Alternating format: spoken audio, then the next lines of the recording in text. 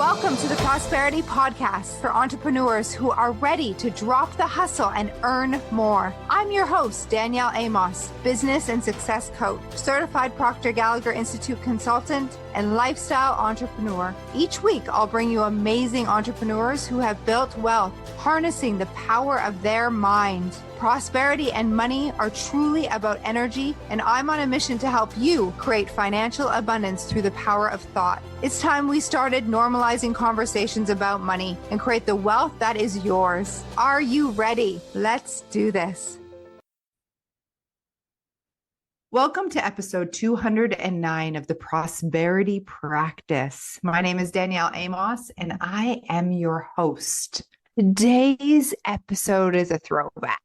My friend Kimberly Crowe, she is a former corporate executive and she's become an entrepreneur. She's incredible. She brings entrepreneurs together and you're going to love her.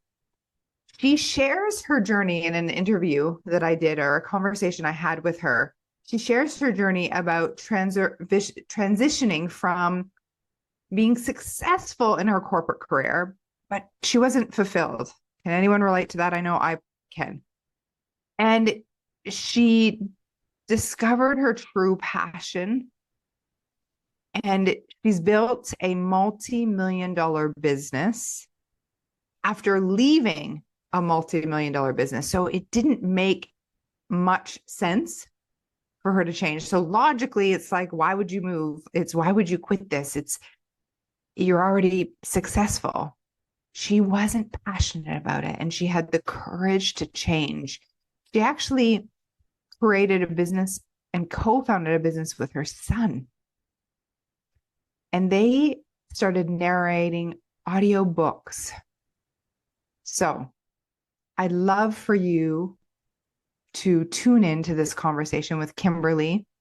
She's learned that embracing spirituality and the law of attraction, she overcame fears of judgment and found a supportive community, emphasizing the safety and evolving into a new, authentic self.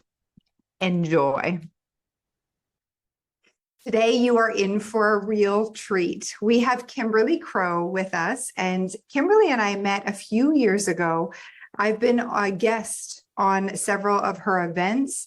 And she always brings such incredible people together, but she has an incredible story herself about how she built her business and where she's come from. And I really wanted to bring her on the show because she is so good at bringing other people together that I wanted to feature her here and introduce you to our audience here on the Prosperity Practice. So welcome, Kimberly. Thank you for being here. Thank you so much, Danielle. I absolutely love your energy and your tribe, the people that you attract. So I'm delighted to be here chatting with you this morning. So tell me a little bit about your journey as an entrepreneur. And I know you have several businesses. You seem to be up to quite a bit. Where did you come from and how did that all come about? Yeah, well, great question. So I probably started in a very ordinary way, the way maybe many of your listeners have started. I started out, well, when I was very young, I did have a big, heavy intuition. And I had an intuition guide that was my godmother, believe it or not. She lived in New Orleans, Louisiana, and she was always up to something, always fun. In fact, she gave us, my brother and I, voodoo dolls for Christmas one year, like all kinds of really cool stuff, right? And would talk about ESP and things like that. And so I had sort of that in early childhood. And then when I went to school, I sort of got into the regular channels, right? That we learn from teachers and we learn from external sources and we go out there and we find the answers to things because they're out there, they're not in here, right? And you're always checking to make sure those answers are correct with somebody else, not with you, not with your internal source. So I went through that regular process that most I might say US or first world people go through, right? And we went into school and I did what you're supposed to do. I went to college and I went out and got a good job in corporate doing what I was really good at, which was I was very charismatic. So I went into sales and I worked in a corporate business for 17 years. The first 15, I almost said 15 because the first 15 were really good. I did very well. I climbed the corporate ladder. I got to the top of an executive director level position. And after 15 years, I sort of looked behind the curtain to see, you know, like when I grow up, what am I going to be? Right? Like who are the people that are up there. And I thought, wow, I'm at the top of a ladder I don't even want to be on. Like the people that are above me sort of are old and unhealthy and miserable and pretty much taking it out on their teams and just living a life that I thought, I don't want to do that, right? Yeah. I don't want to be those people when I grow up. And so I really started thinking hard at that point, and I thought, really, I need to resign. And my husband at the time was not excited about me leaving a business that I was making a whole lot of money at. Yeah, I bet. Like, he's like, wait, what are we doing now? Right? So in fact, I did quit one day, and I came back, and I was sort of that emotionally happy but scared kind of feeling. And I was like, I finally quit. I'm very, very happy that I quit, but I'm really scared too. And he was like, can you get your job back? And I, of course, that was like the box had been kicked out from underneath me, like, okay, maybe I can, and I started thinking, and they were a wonderful company, and they actually kept hiring me. They kept keeping me on. Like, as unhappy as I was, they were like, well, what can we do to fix it? And they tried a bunch of different things. It was really nice. They moved me to a different position. They got me a raise. They did some other, it was really, really great. But in the end, I knew it wasn't right for me. I just didn't want to be there anymore.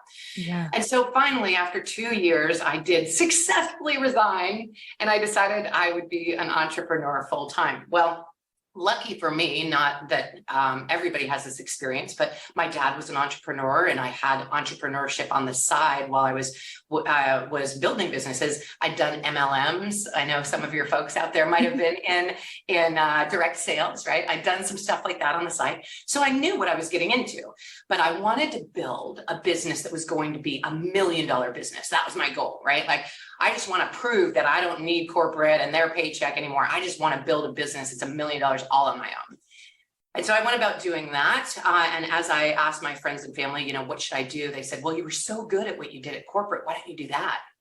And I thought, sure, I've got the skills. I have the ability. I have the contacts. I know how to hire. I know how to do all those things. So I did.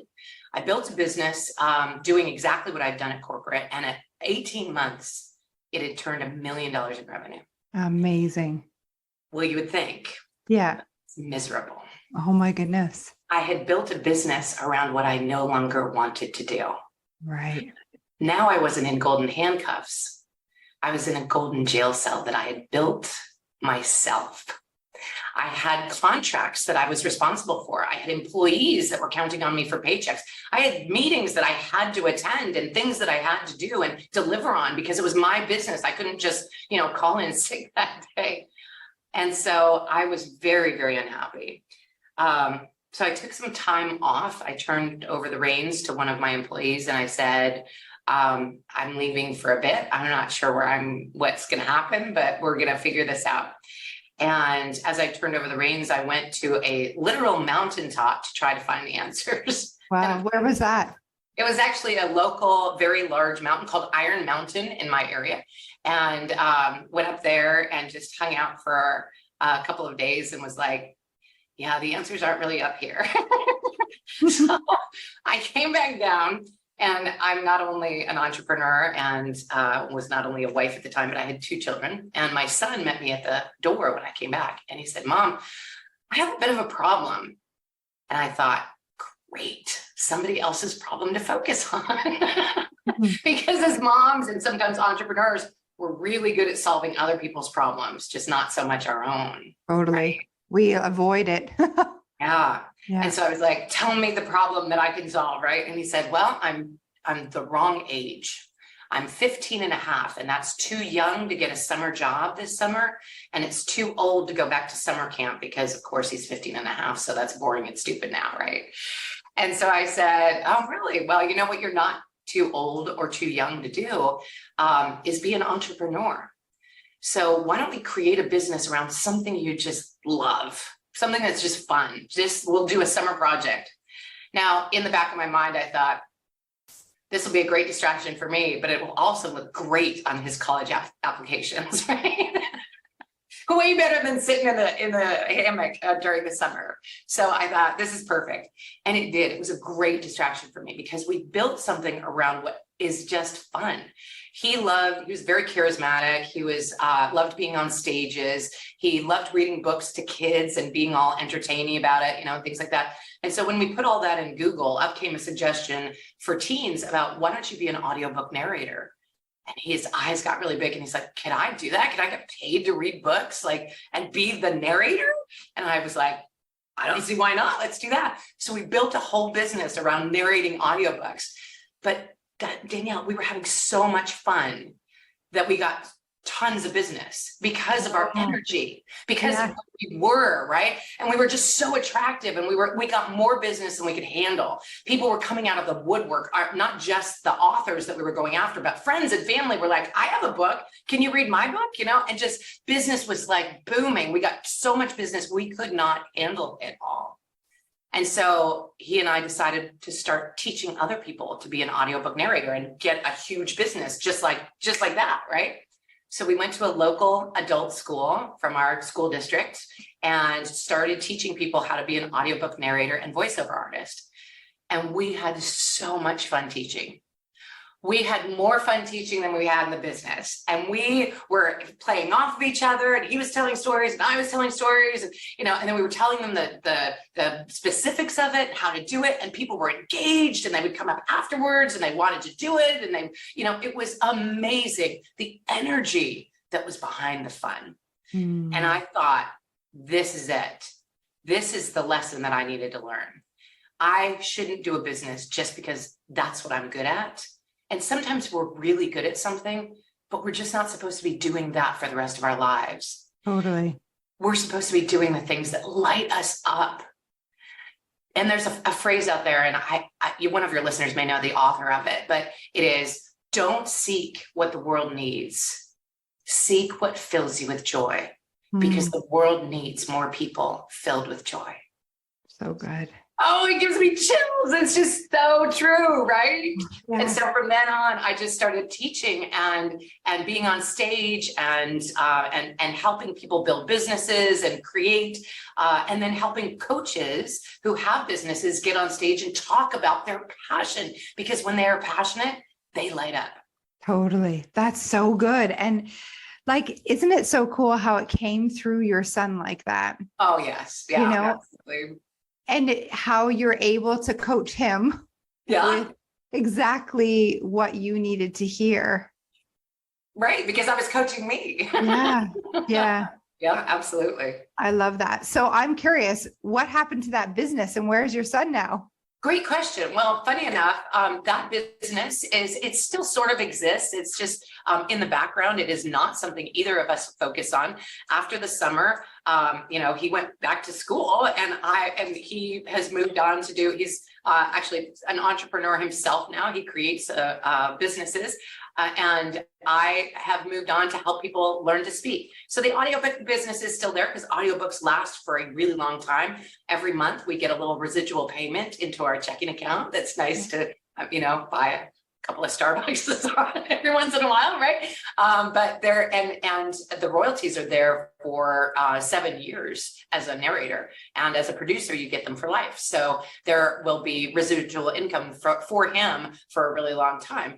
But it's not something that we continue to solicit business for.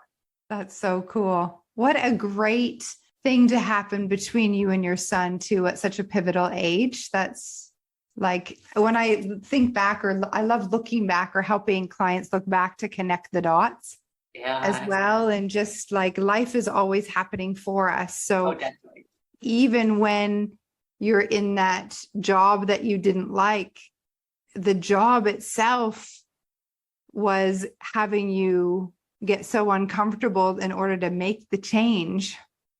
So that was all happening for you.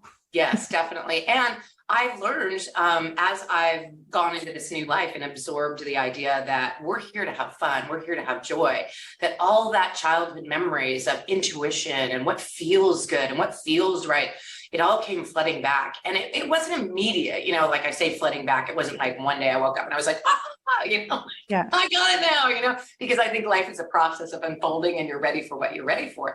But that really became a very big part of my life. I got very intuitive. I started getting very much into the spirituality side. I'm very deep into law of attraction and learning to, live into what we envision, live into the dream and then be it while we're living into it at the same time. And that's a challenge. I don't know if anybody else feels that way, but I feel like that's, there are struggles where you can look at your, I don't care whether it's your bank account or if I'm single now and you look and you're like, I would really like the lover to be up here, right in that bed beside me, or whatever. And you're living a life that isn't your perfect dream yet, although I really am living a pretty good dream life. But it's not perfect because you want more, because there's always the wanting of more, and that's not bad. But living as the person who already embodies it has helped more of it evolve, more of it come, more of it attract me. Do you find that? I know that you find that that's true. Yeah, totally. I mean, the idea of the 1 foot, like one part of you in such gratitude for what you have right now. Yes. And then the other, like in the desire, like you said, it's, we got to desire more, and it's actually a good thing. So how do we balance that while perceiving the world from that goal achieved life, or those desires already being here, even though when you look beside you in bed, there's not the lover or in the bank account? That's always like, I call it like a tightrope walk. Like it's this like balancing act that we've got to do inside. What have you found has helped you with that balancing act? What are some tools that you use? Well, that's really good. I think that, that we as humans have really different levels of perception. So we can perceive something that's in front of us, our breakfast cereal or whatever. We're like, that's real, right? And then we can imagine what tomorrow's breakfast might be, right? We can even imagine what we might have for breakfast 5 years from now. But if we were to live another 100 years, could you imagine what your breakfast would be 100 years from now? Or could you imagine 10,000 or 20,000 years out what breakfast might look like, right?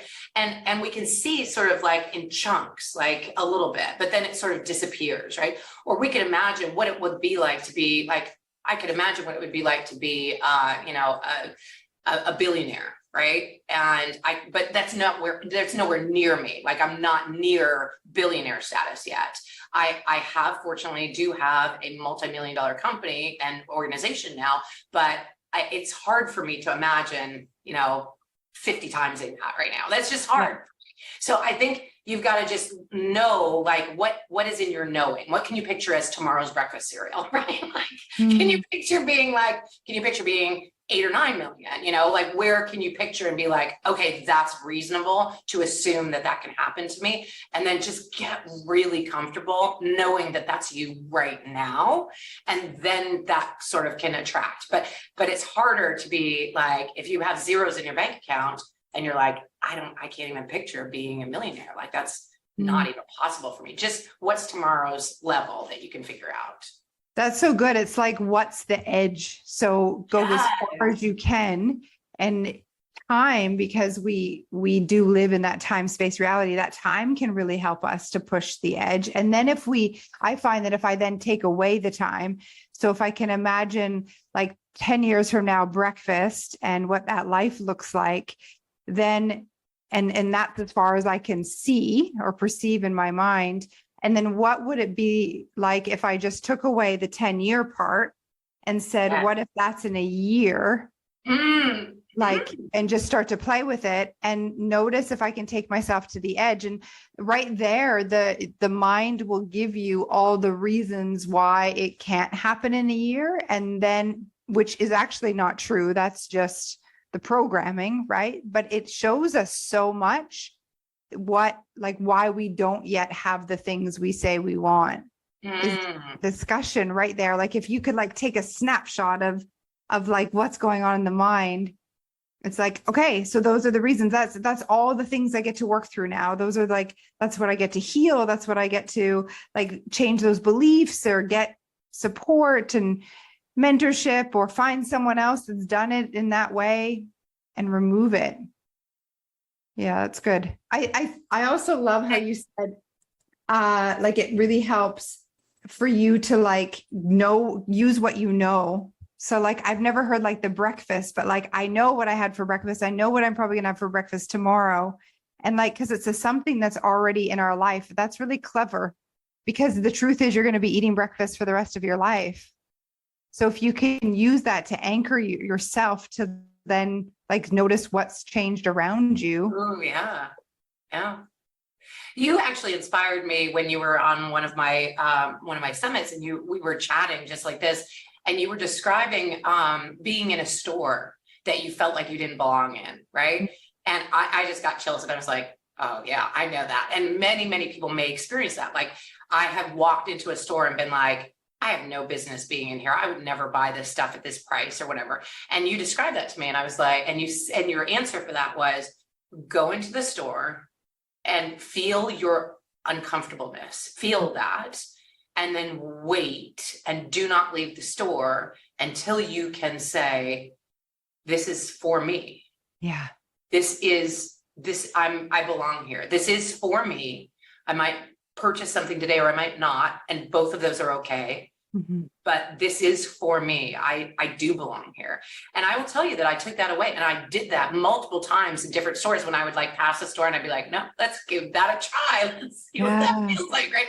And I'd go in and I'd stand there and I'd be like, all right. And I'm not like, oh, the sales clerks are looking at me or that whatever. And you feel all the feelings, and that's human, right? Yeah. And I'm not better than anybody else, or probably I'm sure I'm worse than other people. I stood in there and I was like, holy moly, this is energetically impactful. So that lesson really taught me a lot. And I will tell you that I lived into that because of your guidance there. And it was a very powerful, very eye-opening lesson. Yeah. And if you can watch, like become the observer of all the thoughts, like you said, like, oh my gosh, the salespeople are looking at me. They know I don't belong, la, la, la. And just like observe, sit through it, walk through the store. It's one of the most powerful lessons that I do with clients actually, and just hold the space. Notice what you typically do in that situation when you feel like you don't belong. Like it could be with a group of friends or a confrontation with a partner. And so we can learn a lot by the habitual reaction we have to being uncomfortable. And then if we can override it, move through it, on the other side, there's so much freedom. And for me, like I use, and it sounds like you were doing the same thing, like using affirmations and like just keep telling yourself, like, in fact, I do belong here. I do belong. Like I'm worthy of this. Why not me? Until you actually do. How long were you in the store? One of the stores? It felt like a week. Yeah. Because it's so prickly at first, right? And then of course, realizing that you're realizing it is also an experience. You described the noticer, right? So not only was I feeling the feelings, I was watching myself feel the feelings and being like, wow, you really went from 0 to 60 pretty quick there, Kimberly. Like that's interesting. And so now you're not only having these feelings, you're also noticing that meta of it, right? The observer, and feeling like, okay, so now I'm going to wait until I feel comfortable here. So what would that be like? What would it be like? And for me, I had experiences being able to imagine being the person and living into it right now. So that's where I personally went. I was like, oh, no, I have every ability to be a person who is a multi-millionaire, who's very, very comfortable that, this is a Tuesday for them. This is not a big deal. And I have the ability to embody that, and it is mine one day. And that's sort of what was going on in my mind. I'm not saying that was the right thing to have go on, but that worked for my experience. So, but it did feel like about a week. It was probably about 5 to 10 minutes, but overall in the experience before my brain settled down. But I'm telling you, it felt like a lot longer. Yeah, that's really, really good. And creating the picture in your mind of who you can embody or who you would be to feel comfortable. That's the whole idea. is like, getting in touch with that part of you, which is true. And then thinking those thoughts that she would think right there in the moment. Do you know what else came up during that time is while I was in there, I was like, oh, I could be this person. And I was like, oh yeah, now I'm this person. And then all of these other thoughts came in. You're reminding me of this now. I'd forgotten this part, but all these other thoughts came in like, what would my friends say if I was that person? What would my parents say if I was that person? Would they be like, you shouldn't be in here spending that kind of money? Like what would and then there's all that judgment you got to get rid of, right? Like, okay, well now it's like, that's not any of my business. Let's move on beyond that. But there's layers that sort of came up for me.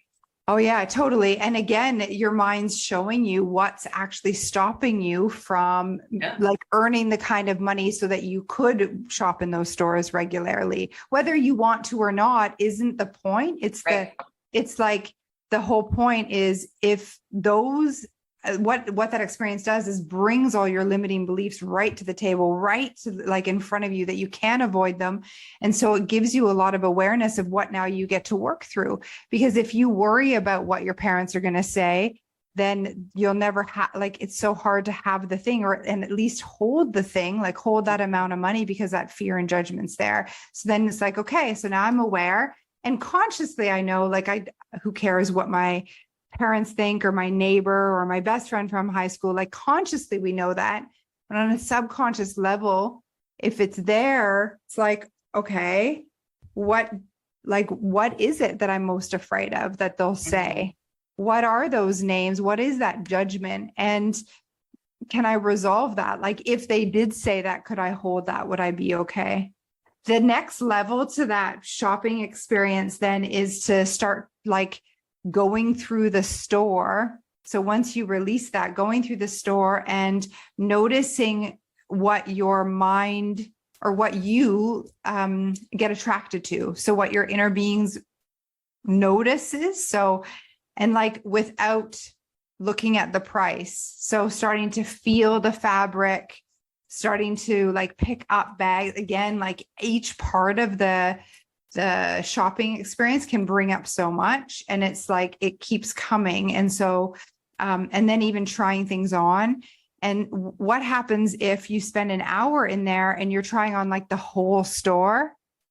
What then? Like many of us have the feeling like we have to buy something. Is that true? Because a billionaire doesn't buy every time they go into Gucci, but they're comfortable with having a huge pile of things that they've tried on and spent 2 hours with the person's time, but yet they walk out with nothing and they're okay with it. But would you be okay? It's like, it's so fascinating.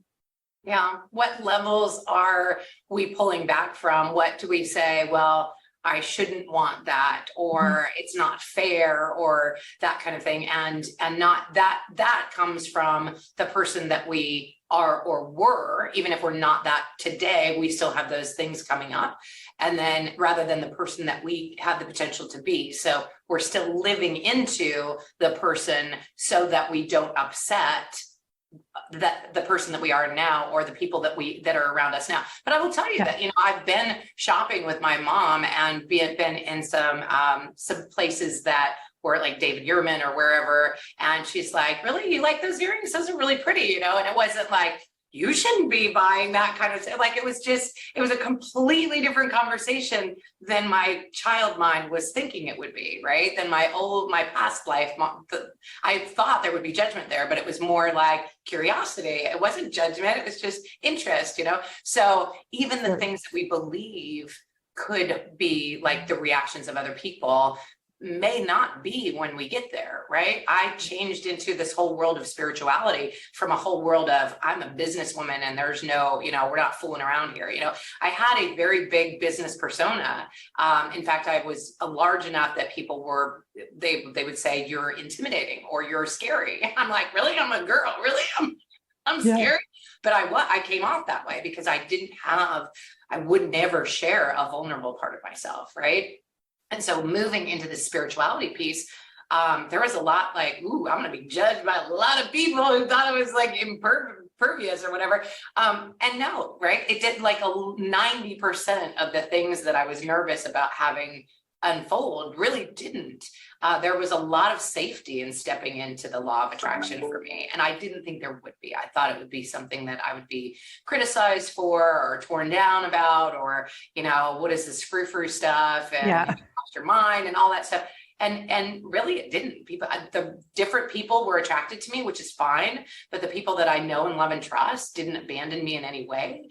And that, it's just been a process. And I think that is informing of what the next process is as well, right? Like it's safe to move. It's safe to not be the person we've always been, who, I don't know where your folks are, but if you couldn't pay your bills, or you couldn't get the car you wanted, or you couldn't get a relationship that stuck, or you couldn't get whatever it is, right?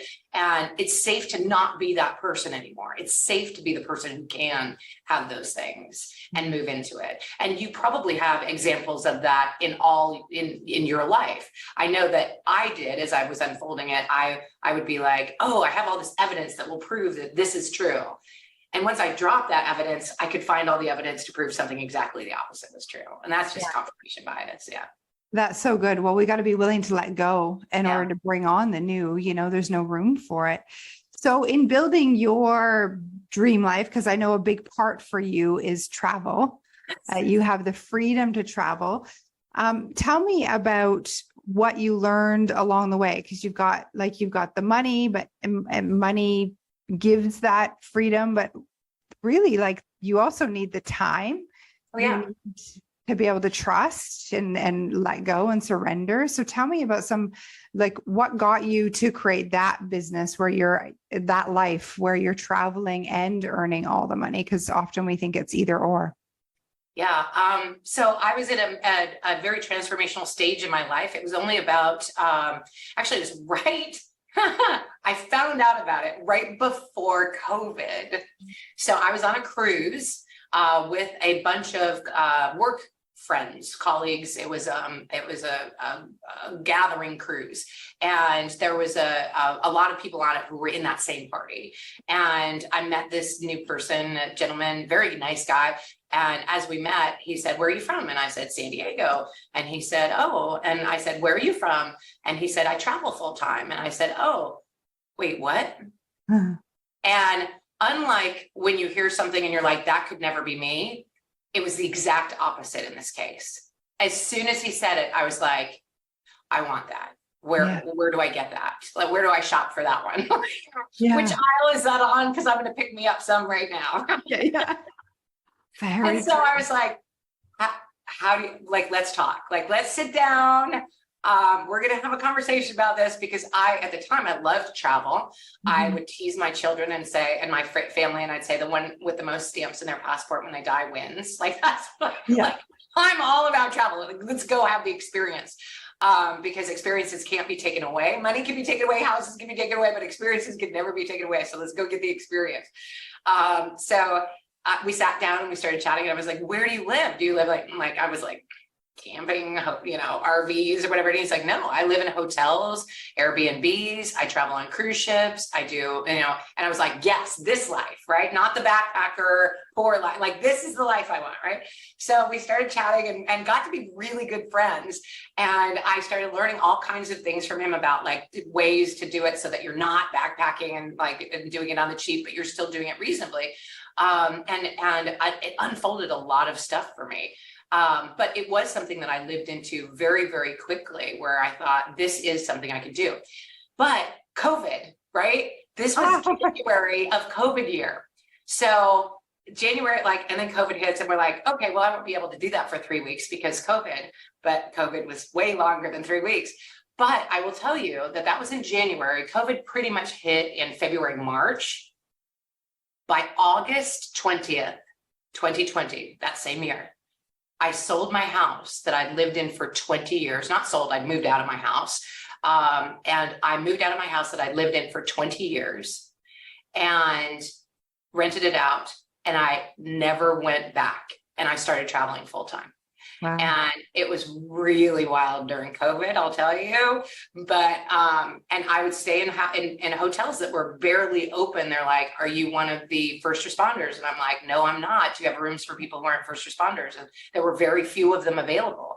And so it was very odd traveling full time. Of course, I went to see family and friends during that time, but limited because they also were COVID-y, right? Like they're like, we don't want to see you. You travel full time. Like, that's dangerous, right? But that was it. That was the beginning of it. And I never stopped. And I thought it would be for about 6 months or whatever. And I just try it on for size, but I love it. And so now my son lives in San Diego. My daughter lives in Fort Lauderdale. My mom lives in Thousand Oaks, California. My dad lives in Westlake, right next to her. And then I travel all over to events where I speak, and places where I just have fun. The good news is that even though I am divorced now, my daughter and son and my ex-husband and I went on a mutual vacation about 2 weeks ago to Costa Rica, and we had a delightful time. And yeah, it was really wonderful. And so where have you gone? Like, do you stay mainly in the States, or are you traveling like all over the world? That's a really good question. I had intended to just be like, oh, you can work from anywhere. But it turns out that when you have a business and you have to speak, speaking in the middle of the night is no fun. So Yeah. primarily in North and Central America. I am going to South America in this summer. I'm actually traveling down to South America, but I have been all over. Last summer, I went to Spain. Both my children and I walked across the country of Spain on the Camino del Norte. That was amazing. That was a backpacking tour, but it was amazing. It was difficult because every week I have a show that I have to do online, but it so happened that it's at 10:30 Pacific, which is 5:30 in Spain. And it worked out just perfectly. And then after the show, we'd go to dinner, and it was great. That's just once a week. That's awesome. So I've been to Spain, Italy, France, Hungary, Budapest was in Hungary. Then we went to Vienna, Austria. I just went to Azerbaijan. I didn't even know how to spell Azerbaijan before I booked my flight there. It was totally awesome. It's been a real experience. So, yeah. And so do you build your business now around where you are? So you're like, I'm going here. This is like the calls that I've got to do and the meetings that I have. And you just kind of work it out. Yes. So most of my meetings are in the US. I do have occasional opportunities to speak in Canada. But when I travel full time for other places, it's because I want to see the place and I can work virtually like this, right? Yeah. I'm doing podcasts or shows or wherever it is virtually. There will be, of course, YouTube shows that I record like, hi, I'm here and wherever it is, right? And this is my lesson for today, and just share that. But mostly it is the travel that I go outside of the United States is primarily for joy. That's so fun. That's so fun. So perhaps I imagine you are inspiring others who are listening to this, like, really, what do you love and how can you do more of it and create a career and help others with it? And clearly, you're inspiring to hear that it's possible. So I'd love to hear what piece of advice, if someone wanted to go and create this lifestyle, maybe it's for a few months, but perhaps even longer, what advice would you tell them? Well, I would stick with just because you're good at something doesn't mean you have to do it for the rest of your life. Yeah. And then I would share that when I stepped out of working at corporate, I was helping some people at corporate. Like, I was good at my job. I did really well there. I made the company a lot of money. I had great employees who loved working with me. It was great. But once I stepped out of that and started being what I really wanted to be every day, I attracted a completely different group of people who needed me very, very much. And if I had not left and done that, those people would not have gotten the help that they wanted and that they needed and that they were manifesting, right? Yeah. So I was part of their manifestation, that I would come out of where I was to do what I'm supposed to do. So what are you holding back on because you think you're supposed to do this when you should, if you just embodied who you really are? Imagine who is there trying to benefit, who can't benefit until you do that. That's so good. That's so good. I just got a visual of like people waiting by the sidelines, right? You can't really see them because they're blended into the walls, like wallflowers. And as soon as you step into your truth, then they step out so you can see them because you're a mat. Yeah. So good. Thank you, Kimberly, so much for being here on the show. You have a downloadable, a freebie for everyone. So I'd love for you to share a little bit about that and then tell us where we can find you. Yeah, thank you for that opportunity. It's been such a pleasure working with you on various different levels, and I loved being able to be here and just chat. This has just been a total delight. The journal prompts it's 31 inspirational journal prompts that I needed when I was trying to get positive, inspired when things were not going so well, and you have those tapes that are playing in your head.